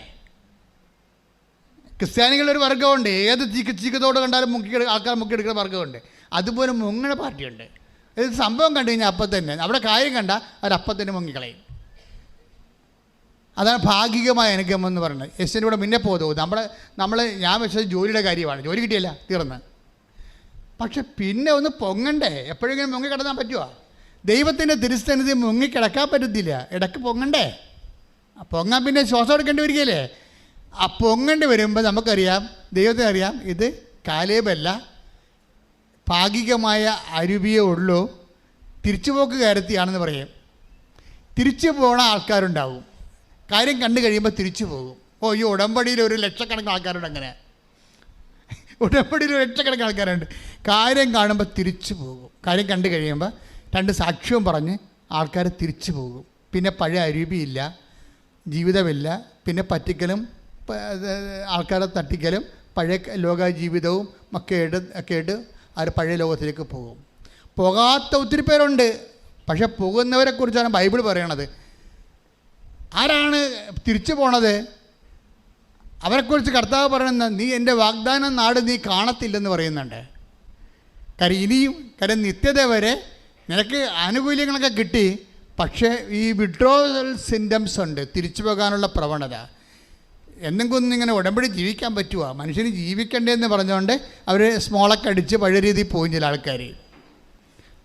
അപ്പോൾ എന്താ വെച്ചാൽ അവരല്ലെങ്കിൽ പൗശന്യം, പക, വിദ്വേഷം, ചതി, അഹങ്കാരം, മുൻകോപം, കലഹം, ഭിന്നതയൊക്കെ ആയിട്ട് പഴയ ലോകത്താനായി പോകും.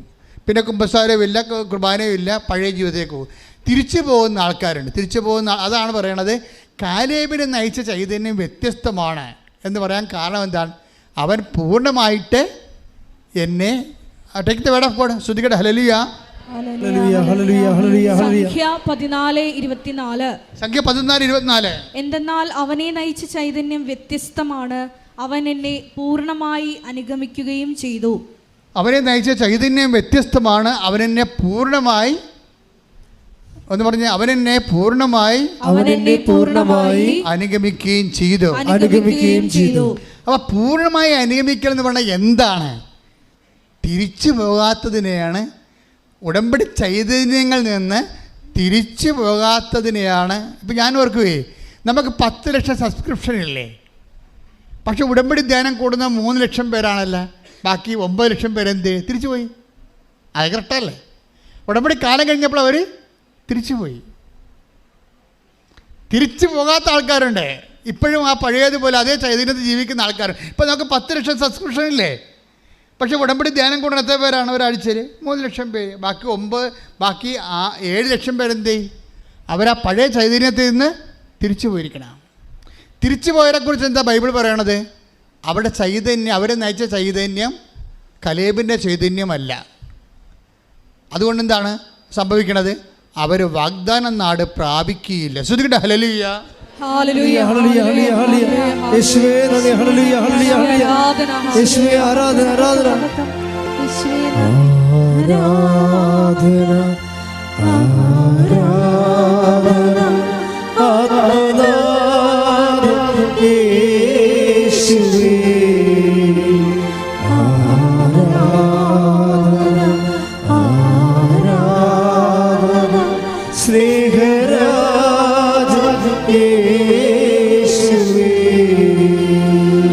സംഖ്യ 14:3-4 എടുത്തേ. സംഖ്യ 14:3-4. വാളിനിരയാകാൻ കർത്താവ് ഞങ്ങളെ ഈ ദേശത്തേക്ക് കൊണ്ടുവന്നത് എന്തിനാ? കലേബിനെ പോലെ അല്ല, വേറെ കുറച്ച് ആൾക്കാരോടെ ഉണ്ടല്ലോ മോസസിൻ്റെ കൂടെ. അവർ ഉറ്റുനോക്കാൻ പോയ ആൾക്കാരാണ്. അവർ വന്നിട്ട് പറഞ്ഞ് അവിടെ ഉള്ളൊരു അനാർക്കിൻ്റെ മല്ലന്മാരുടെ മക്കളൊക്കെ ഉണ്ട്, നമുക്ക് അവിടെ ചെന്ന് അവരുടെ വാള് കൊണ്ട് നമ്മൾ ചത്തുപോകും. ഇനി യേശുവിൻ്റെ കൂടെ കൂടിക്കഴിഞ്ഞാൽ നമുക്ക് സുഖമായി ജീവിക്കാൻ പറ്റത്തില്ല. നമ്മളിപ്പോഴും ആൾക്കാരെ പറ്റിച്ചും, ഇപ്പോൾ ചില ആൾക്കാർ എന്തുമാത്രം പറ്റിപ്പ് നടത്തിയാണ് ജീവിക്കണേ. പലതരത്തിലല്ല, ഇപ്പോൾ പലതരത്തിലുള്ള ഇപ്പോൾ വിവാഹം ഡൈവേഴ്സ് എത്തുന്ന ആൾക്കാരുണ്ട്. പറഞ്ഞാൽ നിസ്സാരമായ കാര്യം ചിലപ്പോൾ ഒരു വാശിപ്പുറം അല്ലെങ്കിൽ അവരുടെ താല്പര്യങ്ങളനുസരിച്ച് അപ്പുറത്ത് നടക്കണില്ല. അപ്പം ഞാനൊരു ദിവസം ഒരു സ്ത്രീയോട് ചോദിച്ചു, എടി നീ ഇപ്പം ഈ ഭർത്താവിനെ ഉപേക്ഷിക്കാനൊക്കെ പോണതിൻ്റെ ഉദ്ദേശം നിൻ്റെ അപ്പനല്ലേ? ആണ്. അപ്പനും മകളും തമ്മിൽ നല്ല സ്നേഹമാണ്, മകളെ കാണാതെ അപ്പനും ജീവിക്കാൻ പറ്റത്തില്ല. പക്ഷെ അതിൻ്റെ പേരിൽ എന്ത് കാരണം? ചെറുക്കൻ വന്ന് മകളുമായിട്ട് അപ്പൻ്റെ കൂടെ വീട്ടിൽ താമസിക്കണം, നടക്കണ കാര്യമാണ്. അതായത് ഇവർക്ക് ഈ അപ്പനെയും മകൾക്കും അറിയാൻ പറ്റും.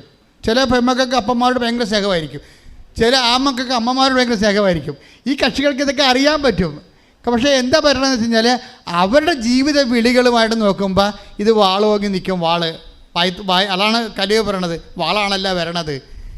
അവരുടെ താല്പര്യങ്ങൾ നടക്കത്തില്ലല്ലോ. അവരുടെ താല്പര്യം നടപ്പം അതങ്ങനെ അവൾ എന്നോട് പറയാതെ ഉപേക്ഷിച്ചു.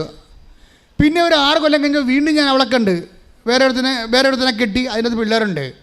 ഇപ്പം എന്നാ പറഞ്ഞാൽ അവനെ ഉപേക്ഷിക്കാൻ പോയി. 3ാമത്തെ ഉപേക്ഷ ഇപ്പോൾ കഴിഞ്ഞെന്നാണ് തോന്നണത്. അപ്പോൾ എന്ത് സംഭവിച്ചു കഴിഞ്ഞാൽ ഏതെങ്കിലും ഇപ്പം ഈ പല കാര്യങ്ങളും നിങ്ങൾ കുമ്പസാരിച്ചും കുർബാന സ്വീകരിച്ചൊക്കെ ജീവിക്കും. പക്ഷെ നിങ്ങൾ തട്ടിപ്പുകാരാ, ദൈവത്തിന് നിരക്കാത്ത ആൾക്കാരാ. ദൈവത്തിൻ്റെ വചനങ്ങളല്ല നിങ്ങളെ നയിക്കണത്, നിങ്ങളുടെ ശാരീരികമായ അഭിരുചികളാണ് നയിക്കണത്. അത് ജഡത്തിൻ്റെ ആത്മാക്കളാണ്. ജഡത്തിൻ്റെ ആത്മാക്കൾ തിരിച്ചു പോകും ഇന്നല്ലെങ്കിൽ നാളെ. അവരിനി ഉണ്ടായാൽ തന്നെ അവിടെ ഉണ്ടാകത്തില്ല, അവർ പോയിക്കണം. അവരുണ്ടായിട്ട് നമ്മങ്ങനെ ബോഡി പ്രസൻസ് ഉണ്ടെന്നേ ഉള്ളൂ, അവിടെ മനസ്സ് ദൈവത്തിൽ നകലയാണ്. അത് ഈശോ പറയുന്നുണ്ട്, നിങ്ങളുടെ ഹൃദയം ഇതിന് നകലയാണെന്ന്. ശ്രുതികട ഹല്ലേലൂയ. Take the bed of God. ശ്രുതികട ഹല്ലേലൂയ. ഹല്ലേലൂയ, ഹല്ലേലൂയ, ഹല്ലേലൂയ, ഹല്ലേലൂയ. യേശുവേ നന്ദി. ഹല്ലേലൂയ, ഹല്ലേലൂയ, ഹല്ലേലൂയ.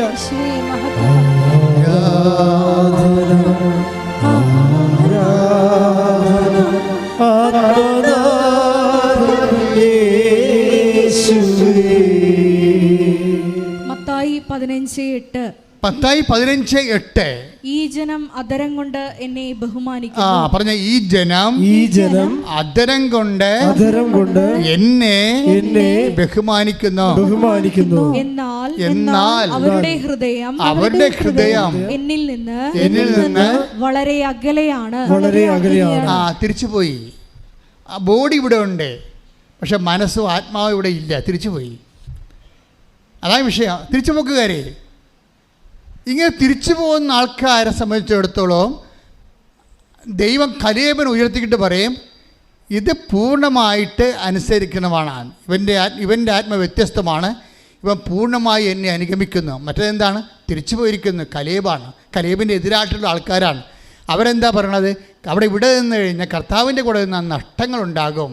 ലോകത്തിൻ്റെ നഷ്ടങ്ങളെക്കുറിച്ച് അവർ പറയണത്. അതുകൊണ്ട് എന്താ പറയണത്? സംഖ്യ 14:3-4 എടുത്ത് വായിച്ചോളൂ. ഹല്ലേലൂയ, ഹല്ലേലൂയ, ഹല്ലേലൂയ. വാളിന് ഇരയാകാൻ കർത്താവ് ഞങ്ങളെ ഈ ദേശത്തേക്ക് കൊണ്ടുവന്നത് എന്തിന്? ഞങ്ങളുടെ ഭാര്യമാരും കുഞ്ഞുങ്ങളും ശത്രുക്കൾക്ക് ഇരയായി തീരുമല്ലോ. ഈജിപ്തിലേക്ക് തിരികെ പോകുന്നതല്ലേ നല്ലത്? ഇതാണ് സംഭവം. ഉടമ്പടി എടുത്തതിന് ശേഷം, കാര്യം കണ്ടതിന് ശേഷം തിരിച്ചു പോകുന്നതല്ലേ നല്ലത്? അതാണ് വിഷയം. ഇങ്ങനെ തിരികെ പോകുന്ന ആത്മാവിനെ കുറിച്ചാണ് പറയണത്. കാലേബിനെ ഉയർത്തണതിൻ്റെ കാര്യം അതാണ്. എന്താ പറഞ്ഞത്? കാലേബിനെ നയിച്ച ചൈതന്യം വ്യത്യസ്തമാണ്. എന്താണ്? അവനെന്നെ പൂർണ്ണമായി അനുഗമിച്ചിരിക്കുന്നു. മറ്റുള്ളവർ കാര്യം കാണാൻ വേണ്ടി മാത്രം എന്നെ അനുഗമിക്കുകയും പിന്നെ അവർ തിരിച്ചു പോവുകയും ചെയ്തു. പ്രാർത്ഥിക്കുക. കർത്താവായ ദൈവമേ, തിരിച്ചു പോകാത്ത കാലേബിനെ പോലെ പൂർണ്ണമായി നിത്യത വരെ നിന്നെ അനുഗമിക്കുന്ന അങ്ങയുടെ ആത്മാവിനാൽ എന്നെ ആകർഷിക്കണമേ, അഭിഷേകം ചെയ്യണമേ.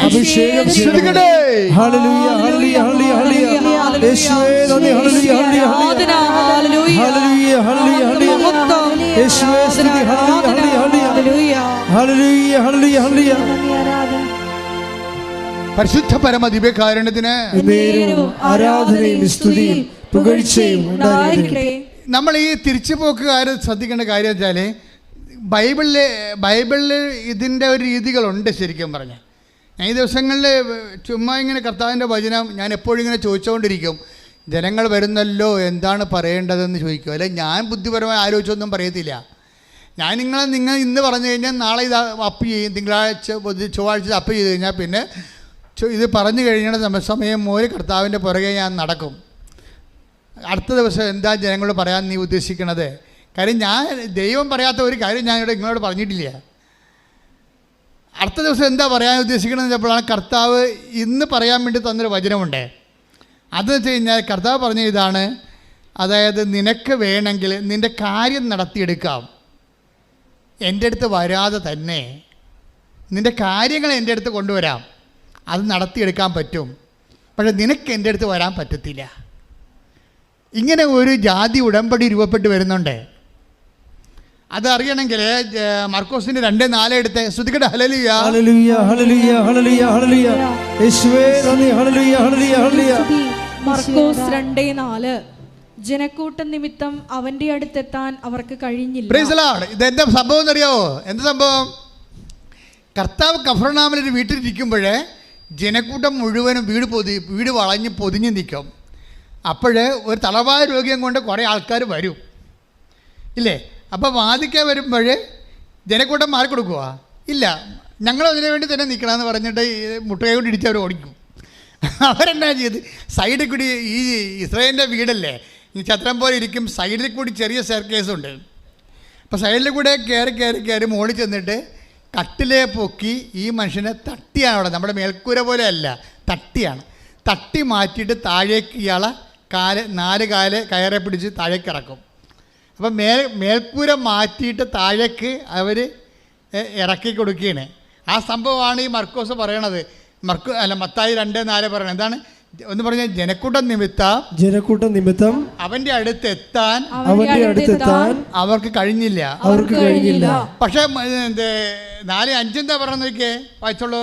അവരുടെ വിശ്വാസം കണ്ട് യേശു തളർവാദ രോഗിയോട് പറഞ്ഞു, മകനെ, നിന്റെ പാപങ്ങൾ ക്ഷമിക്കപ്പെട്ടിരിക്കുന്നു. കർത്താവ് മേലോട്ട് നോക്കുമ്പോൾ പെരയുടെ തട്ടി മാറിക്കൊണ്ടിരിക്കുകയാണ്. എന്നിട്ട് കട്ടിലിറങ്ങി വരികയാണ്. ചുറ്റും നിലക്കൂട്ടങ്ങൾ നടക്കി ഈശോ ഇരിക്കുകയാണ്. അപ്പോഴേ അവരുടെ വിശ്വാസം കണ്ട്, ആരുടെയാണ്? ഈ പെരയുടെ മുകളിൽ നിൽക്കുന്ന കയറിറക്കുന്ന ആൾക്കാരില്ലേ, 4 പേര്, അവരാണല്ലോ ഈ ആളെ പൊക്കി കൊണ്ടുവന്ന് ഇത്രയും കഷ്ടപ്പെടണത്. കഷ്ടനഷ്ടങ്ങളൊക്കെ സഹിച്ച് അവരാളെ താഴെ ഇറക്കുകയാണ്. ആ വീട്ടുകാരവിടെ നിന്ന് തെറി പറയുന്നുണ്ടാകും, കാര്യം ഇത് റിപ്പയർ ചെയ്യണമെങ്കിൽ കാശ് വേറെ വേണം വരും, നിൻ്റെ തന്ത കാശ് പിടക്കുവാന്നൊക്കെ ചോദിക്കുന്നുണ്ടാവും ആ വീട്ടുകാർ അവിടെ നിന്നുണ്ട്. പക്ഷെ അവന്മാർ ഭയങ്കര മുഴുക്കന്മാരായത് കാരണമേ ഈ വീട്ടുകാരൻ്റെ ഒരു പരിവും നടക്കണില്ല. അത് കാരണം ഇവന് ബലം പ്രയോഗിച്ച് ഇറക്കിയപ്പോഴേ കർത്താവ് എന്തൊക്കെ മുഷ്കന്മാരാണെന്ന് പറഞ്ഞാലും അവന്മാരുടെ വിശ്വാസത്തിന് വില ഉണ്ട് അവിടെ. ഈ മുഷ്കന്മാരുടെ കാര്യമൊക്കെ നടക്കി തെമ്മാടിത്തരം കാണിച്ചാലും പെര പൊളിച്ചാലും ഒക്കെ നിങ്ങളുടെ കാര്യം നടക്കാതിരിക്കത്തൊന്നിരിക്കില്ല. നിങ്ങൾ പെര പൊളിക്കണതും പെങ്ങൾക്ക് ഓഹരി കൊടുക്കാത്ത ആൾക്കാരും വീട് രണ്ട് കെട്ടിച്ച പെണ്ണിനെ മുഴുവൻ വളയെടുത്ത് വിറ്റിട്ട് മകളെ കെട്ടിച്ചിട്ട് മരുമകളെ തല്ലി വീട്ടിൽ കൊടുത്തിരിക്കുന്ന ആൾക്കാരൊക്കെ ആയിരിക്കും. നിങ്ങൾ മുഷ്കന്മാരും തലവഴിക്കാരും തോന്നിവാസം തെണ്ടികളുമാണെങ്കിലും നിങ്ങളുടെ കാര്യം നടക്കും. വിശ്വാസം ഉണ്ടായാൽ മതി. കാര്യം മനസ്സിലായില്ല? കാര്യം നടക്കുമ്പോൾ എല്ലാവരും നല്ല മനുഷ്യരാണെന്ന് ധരിക്കരുത്. കാര്യം നടക്കുന്ന കൊണ്ട് ദൈവം നിങ്ങളെ അംഗീകരിച്ച് നിങ്ങൾ ധരിക്കരുത്. തെമ്മാടിത്തരം തോന്നിവാസം കാണിച്ചാലും നിങ്ങളുടെ കാര്യങ്ങൾ നടക്കും. പക്ഷേ നിങ്ങൾക്ക് കർത്താവിൻ്റെ അടുത്ത് വരാൻ പറ്റത്തില്ല. അവിടെയാണ് പ്രശ്നം കിടക്കുന്നത്. നിങ്ങളുടെ നിയോഗം വരും. കട്ടിലോടുകൂടി ഇറക്കിയ ആൾ വരും. കട്ടിലോടുകൂടി ഇറക്കിയ ആൾ സുഖപ്പെടും. പക്ഷെ നിങ്ങൾ സുഖപ്പെടത്തില്ല. നിങ്ങൾ കർത്താവിൻ്റെ അടുത്ത് വരാം. രണ്ടും രണ്ട് വിഷയമാണ്. നിങ്ങളുടെ നിയോഗം നിങ്ങൾ നിവർത്തിയെടുക്കുന്നതും നിങ്ങൾ കർത്താവിൻ്റെ അടുത്ത് വരുന്നത് ഒരു വിഷയമല്ല, രണ്ട് വിഷയമാണ്. കാര്യം എന്താ വെച്ചാൽ ഉടമ്പടിക്ക് ലക്ഷ്യമുണ്ട്, മാർഗമുണ്ട്. ഉടമ്പടിക്ക് എന്താ ഉള്ളത്? ഉടമ്പടിയിൽ ലക്ഷ്യം, നിങ്ങൾ ഉടമ്പടി ചെയ്യുന്ന ലക്ഷ്യം എന്താണ്? IELTS പാസ്സാകുക ഒരു ലക്ഷ്യമാണ്. വസ്തു വയ്ക്കുക വേറൊരു ലക്ഷ്യമാണ്. രോഗം സുഖമാക്കുക ഒരു ലക്ഷ്യമാണ്. ഉടമ്പടി ലക്ഷ്യം. അതിന് നിങ്ങൾ മാർഗം എന്താ ചെയ്യണത്? നിങ്ങൾ പത്രം കൊടുക്കുന്നു, പേഴ്സണൽ പ്രവർത്തനം ചെയ്യുന്നു, അല്ലേ? അതുപോലെ തന്നെ നിങ്ങൾ ദാനധർമ്മങ്ങൾ ചെയ്യുന്നു, രോഗികളെ സുഖപ്പെടുന്നു, രോഗികൾക്ക് നിങ്ങൾ വസ്ത്രങ്ങൾ കൊടുക്കുന്നു. അങ്ങനെ കുറേ കാര്യങ്ങൾ നിങ്ങൾ ചെയ്യുന്നുണ്ട്. ആധ്യാത്മിക ജീവിതം നിങ്ങൾ പരിപോഷിപ്പിക്കുന്നു. അതെല്ലാം മാർഗമാണ്. ലക്ഷ്യം എന്താണ്? IELTS പാസ്സാകുക, അല്ലെങ്കിൽ PR കിട്ടുക, അല്ലെങ്കിൽ ഗ്രീൻ കാർഡ് കിട്ടുക. ഇതൊക്കെയാണ് ലക്ഷ്യം. ഇത് നടക്കും. പക്ഷെ നിങ്ങൾക്ക് നിങ്ങളുടെ ഗ്രീൻ കാർഡ് കിട്ടും, നിങ്ങളുടെ വിസ പ്രോസസ്സിങ് കഴിയും, നിങ്ങൾക്ക് ഓസ്ട്രേലിയ പോകാൻ പറ്റും, നിങ്ങൾ വിചാരിക്കുന്ന സ്ഥലം എല്ലാം കിട്ടും. പക്ഷേ ക്രിസ്തുവിൻ്റെ അടുത്ത് പോകാൻ പറ്റത്തില്ല. അത് തലവായ രോഗിയുടെ അടുത്ത് കെട്ടിയിറക്കുന്ന ആൾക്കാരെ പോലെ ഇരിക്കും. അതെന്താ സംഭവം എന്ന് വെച്ച് കഴിഞ്ഞാൽ, നിങ്ങൾക്ക് വരാൻ പറ്റാതിരിക്കുകയും നിങ്ങളുടെ നിയോഗം വരികയും ചെയ്യണ കാര്യം വെച്ചാൽ നിയോഗം ലക്ഷ്യമായത് കൊണ്ടാണ്. നിയോഗമാണ് ലക്ഷ്യം. ഇവിടെ മാർഗം എന്താണ്? ഉടമ്പടി മാർഗമാണ്. ഇനി ചില ആൾക്കാർക്ക് നേരെ മറിച്ചാണ്. ഉടമ്പടി ലക്ഷ്യമാകും, നിയോഗം മാർഗമാകും. അവിടെയാണ് വിഷയം വന്നത്. ഉടമ്പടി ലക്ഷ്യമാകും. എന്താണ് ഉടമ്പടി എന്ന് പറയുന്നത്? എന്താണ്? Bilateral agreement. ഞാനും എൻ്റെ ദൈവവും തമ്മിലുള്ള എഗ്രിമെൻ്റാണ് എൻ്റെ ലക്ഷ്യം. എൻ്റെ കാര്യം നടന്നാലും നടന്നില്ലെങ്കിൽ കുഴപ്പമില്ല, ഞാൻ കർത്താവിനെ നേടുകയാണ് എൻ്റെ ലക്ഷ്യം. ഉടമ്പടി ലക്ഷ്യമാകും. ഉടമ്പടി ലക്ഷ്യമാകുമ്പോൾ മറ്റ് നിയോഗങ്ങളെല്ലാം, വസ്തു വയ്ക്കുക, ഗ്രീൻ കാർഡ് കിട്ടുക, വിസ കിട്ടുക, അതൊക്കെ മാർഗമാകും. അത് എൻ്റെ ലക്ഷ്യം എന്താണ്? ഞാൻ ഉടമ്പടി നിൽക്കുന്നതിൻ്റെ ലക്ഷ്യം എന്താണ്? എൻ്റെ കർത്താവിൻ്റെ കൂടെ ജീവിക്കുന്നതും കർത്താവിന് വേണ്ടി നിത്യത വരെ നിലനിൽക്കുന്നതും കർത്താവിനെ കൈമാറുന്നതുമാണ് എൻ്റെ ലക്ഷ്യം. എൻ്റെ ദൈവവേദ ഇതാണ് ഇതിൻ്റെ അകത്തുള്ള ഏറ്റവും വലിയ ഗുഡൻസ് എന്ന് പറയണത്. നിങ്ങളുടെ ഉടമ്പടിയുടെ നിയോഗങ്ങൾ നിങ്ങളല്ല എങ്കിൽ, ഉടമ്പടി ദൈവം നിങ്ങളെ കാണുന്നത് കലേവിനെതിരായിട്ടുള്ള സ്പിരിറ്റോടുകൂടി തിരിച്ചുപോയ ആൾക്കാരായിട്ടാണ്. കാര്യം നിയോഗം കഴിയുമ്പോൾ നിങ്ങൾ തിരിച്ചു പോകും. കാര്യം എന്താണ്? നിങ്ങളുടെ ലക്ഷ്യം ഉടമ്പടി അല്ലായിരുന്നു, ഉടമ്പടിയിലുള്ള നിയോഗങ്ങളായിരുന്നു ലക്ഷ്യം. അപ്പോൾ ഒരു വ്യക്തിയെ ദൈവം തിരിച്ചറിയണത് ഇത് നിൻ്റെ നിയോഗം എന്താണ്? ദൈവമാണോ നിൻ്റെ നിയോഗം? ഉടമ്പടിയുടെ ലക്ഷ്യം എന്താണ്? അത് ദൈവമാണെങ്കിൽ നിൻ്റെ നിയോഗങ്ങളെല്ലാം ആവശ്യങ്ങളെല്ലാം ഒരു മാർഗമാകുകയേ ഉള്ളൂ. ചില ആൾക്കാർക്ക് മാർഗമല്ല, മാർഗം അവരുടെ ജോലി കിട്ടുക, വീട് പണിയുകയൊക്കെയാണ് അവിടെ ലക്ഷ്യം. മാർഗമാണ് ഉടമ്പടി. ചിലർക്ക് ക്രിസ്തുവിൽ വളരുന്നതാണ് അവരുടെ ലക്ഷ്യം. അതിന് പറ്റുന്ന ജീവിതത്തിൻ്റെ അവസ്ഥകളെയാണ് അവർ നിയോഗമായിട്ട് എടുക്കുന്നത്. അപ്പോൾ അതൊരു മാർഗമാകുകയേ ഉള്ളൂ. നിങ്ങളുടെ ആവശ്യങ്ങൾ നിങ്ങൾക്കൊരു മാർഗമാകുകയും ക്രിസ്തു നിങ്ങളുടെ ലക്ഷ്യമാകുകയും ചെയ്യുമ്പോഴേ ഉടമ്പടി പെട്ടെന്ന് ഫയറാകാൻ തുടങ്ങും. ശ്രുതികട ഹല്ലേലൂയ.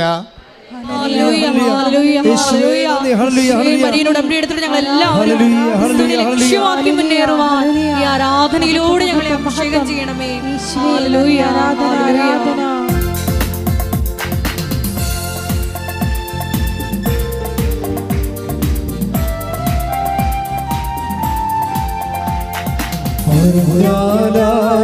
വിശ്വസിക്കാത്ത പ്രവൃത്തിയൊന്നും ദൈവം ചെയ്യാൻ പോകുന്നു. കേട്ടാൽ സമ്മതിക്കാത്ത പ്രവൃത്തിയൊന്നും നാഥൻ ചെയ്യാൻ പോകുന്നു. പറഞ്ഞാൽ വിശ്വസിക്കാത്ത പ്രവൃത്തിയൊന്നും ദൈവം ചെയ്യാൻ പോകുന്നു. കേട്ടാലും സമ്മതിക്കാത്ത പ്രവൃത്തിയൊന്നും നാഥൻ ചെയ്യാൻ പോകുന്നു. അതിശയമെന്ന് ജനം പറയും വിധത്തിൽ യേശു ഒരു പ്രവൃത്തി ചെയ്യും. അതിശയമെന്ന് ജനം പറയും വിധത്തിൽ യേശു ഒരു പ്രവൃത്തി ചെയ്യും. ദൈവത്തിന്റെ മഹത്വം നിഴലിരിക്കും, ദൈവത്തിന്റെ കരത്തിൽ നീ വസിക്കും. ദൈവത്തിന്റെ മഹത്വം നിഴലിരിക്കും, ദൈവത്തിന്റെ കരത്തിൽ നീ വസിക്കും. പറഞ്ഞാലും വിശ്വസിക്കാത്ത പ്രവൃത്തിയൊന്ന് ദൈവം ചെയ്യാൻ പോകുന്നു. കേട്ടാലും സമ്മതിക്കാത്ത പ്രവൃത്തിയൊന്ന് നാഥൻ ചെയ്യാൻ പോകുന്നു. പരിശുദ്ധ പരമദിവ്യകാരുണ്യത്തിന് ആരാധനയും സ്തുതിയും പുകഴ്ചയും. സംഖ്യ 14:24 നമുക്ക് ഒന്നുകൂടി വായിക്കാം. സ്തുതിക്കട്ടെ. ഹല്ലേലൂയ, ഹല്ലേലൂയ, ഹല്ലേലൂയ. യേശുവേ നന്ദി. ഹല്ലേലൂയ, ഹല്ലേലൂയ. സംഖ്യ 14:24. സംഖ്യ 14:24. എന്നെ നിന്ദിച്ചവരാരും അത് കാണുകയില്ല, എന്നാൽ എൻ്റെ ദാസനായ കാലേബിനെ അവൻ ഒറ്റുനോക്കിയ ദേശത്തേക്ക് ഞാൻ കൊണ്ടുപോകും. കാലേബിനെ കൊണ്ടുപോകുന്ന പറയണത്, അവൻ്റെ നിയോഗമല്ല കൊണ്ടുപോകണത്, ബൈ പേഴ്സൺ കൊണ്ടുപോവുകയാണ്. ഇതേ വ്യത്യാസം പറയണത്. ആ തറവാട് രോഗിയുടെ കാര്യത്തിൽ എന്താ സംഭവിച്ചിരിക്കുന്നത്? കൊണ്ടുവന്ന ആൾക്കാർ മുകളിൽ തന്നെ നിൽപ്പുണ്ട് അവിടെ, ഇല്ലേ? നിയോഗമാണ് താഴെ ഇറങ്ങി വന്നത്. ആ കൊണ്ടുവന്ന ആൾക്കാർ മർക്കോസ് മത്തായിയുടെ 3:2 മുകളിൽ തന്നെ ഇരിപ്പുണ്ട്. അവന്മാർ മുഷ്കുള്ളവന്മാരും തണ്ട് രോഗികളൊക്കെയാണ്. വീട്ടുകാരനായിട്ട് തെറിയും പറഞ്ഞവിടെ നിൽക്കുക, മുകളിൽ അവിടെ നിൽക്കുള്ളൂ, ഒരു കുഴപ്പമില്ല. അവന് നിയോഗം നടക്കാറുണ്ട്, പക്ഷെ അവന് കർത്താവിൻ്റെ അടുത്ത് വരാൻ പറ്റത്തില്ല. ഇതാണ് നിങ്ങൾക്ക് ചില ആൾക്കാർക്ക് സംഭവിച്ചതാണ്. നിങ്ങളുടെ നിയോഗം നടക്കുന്നതോടെ നിങ്ങൾക്ക് വരാൻ പറ്റുന്നില്ല. അതാ പറഞ്ഞ കാലേബിനെ അവൻ ഒറ്റുനോക്കിയ സ്ഥലത്തേക്ക് ഞാൻ കൊണ്ടുപോകും. കാലേബിനെ കൊണ്ടുപോകുന്നവൻ അവൻ്റെ നിയോഗം കൊണ്ടുപോകുന്നല്ല പറയണത്. യഥാർത്ഥത്തിൽ വേണ്ടത് എന്താണ്? നമ്മളും പോകണം, നമ്മുടെ നിയോഗം കർത്താവിൻ്റെ അടുത്ത് പോകണം. മനസ്സിലായില്ലേ? നമ്മുടെ നിയോഗം മാത്രം പോരാ. നിങ്ങളുടെ മകളെ കാനഡയിൽ വിട്ടാൽ മാത്രം പോരാ, നിങ്ങൾ കർത്താവിൻ്റെ അടുത്ത് ചെല്ലണം. അതാണ് വിഷയം പറയണത്. മകളെ കാനഡയിൽ വിട്ടാലും ആസ്ട്രേലിയ വിട്ടാലും നിങ്ങൾ കർത്താവിൻ്റെ അടുത്ത് ചെല്ലുന്നില്ലെങ്കിൽ അവസ്ഥ എന്താണ്? ഈ മുട്ടാളന്മാർക്ക് സംഭവിച്ചവരിക്കും. കണ്ടവൻ്റെ വില വിളിക്കാവുന്നല്ലാതെ വേറെ പരിപാടി നടക്കത്തില്ല. അവർക്ക് കർത്താവിൻ്റെ അടുത്ത് വരാൻ പറ്റണില്ല. വിശ്വാസമുണ്ടവർക്ക്, പക്ഷേ വിശ്വാസമുള്ള എല്ലാവർക്കും അവരുടെ നിയോഗം നിറവേറും, പക്ഷെ കർത്താവിൻ്റെ അടുത്ത് വരാൻ പറ്റത്തില്ല. വിശ്വാസത്തിന് അങ്ങനെ ഒരു പരിമിതി ഉണ്ട്. വിശ്വാസം കൊണ്ട് മാത്രമല്ല എല്ലാം. വിശ്വാസത്തിനടുത്ത കഷ്ടനഷ്ടങ്ങൾ സഹിക്കണം. ആനുകൂല്യങ്ങളില്ലാത്തപ്പോഴും ദൈവത്തെ ഏറ്റവും വലിയ ആനുകൂല്യമായി കണ്ടുകൊണ്ട് ഉടമ്പടി ലക്ഷ്യം ദൈവമാണെന്ന് കരുതണം. ശ്രദ്ധിക്കട്ടെ.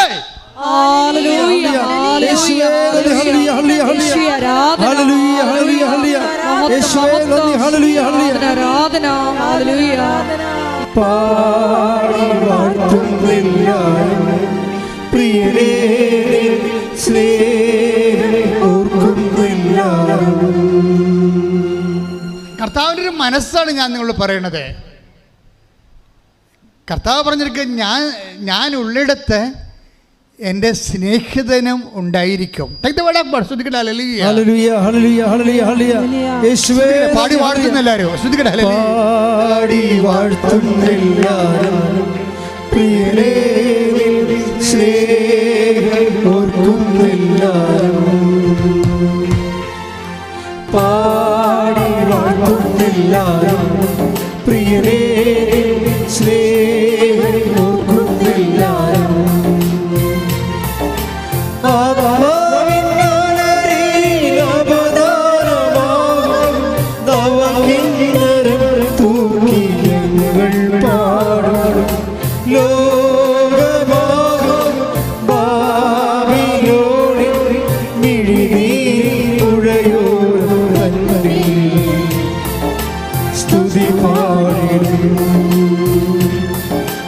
കൈകൾ ഉയർത്തി പാടി